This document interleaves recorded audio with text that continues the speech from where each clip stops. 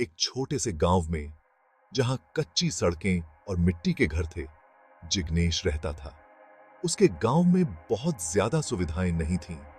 School भी बहुत पुराना था और टीचर्स भी कम थे।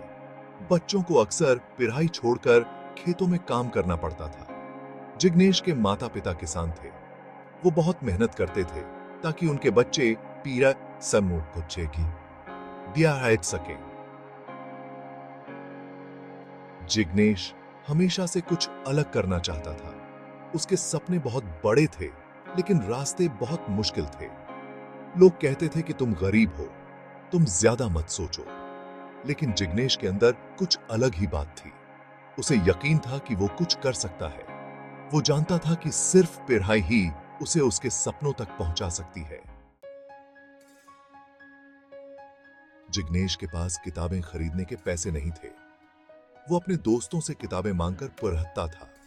शाम को जब पूरा गांव अंधेरे में डूब जाता था, जिग्नेश एक छोटे से लालटेन की रोशनी में पढ़ाई करता था। उसकी मां उसे देर रात तक पढ़ते हुए देखकर परेशान होती थी। वो कहती थी, बेटा, आंखें खराब हो जाएंगी। लेकिन जिग्नेश मुस्कुराकर कहता, मां, मुझे पढ़ना है, आगे बढ़ना है। उसके परिवार ने उसका पूरा साथ दिया। वो जानते थे कि जिग्नेश कुछ खास करने का दम रखता है। वो हमेशा उसे आगे बढ़ने के लिए कहते और उसका हौसला बढ़ाते।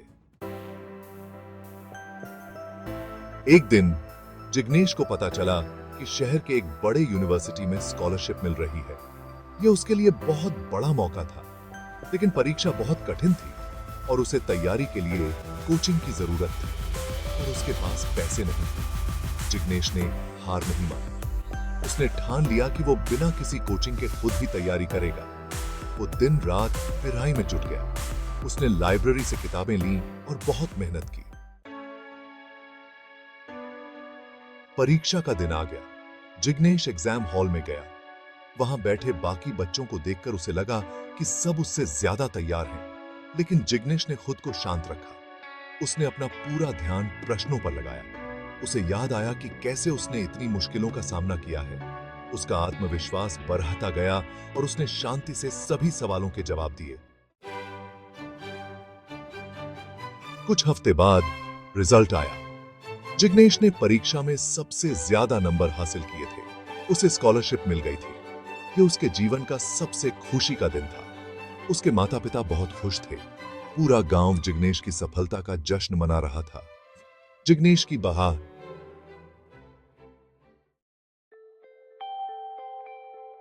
जिग्नेश शहर जाकर पढ़ाई करने लगा।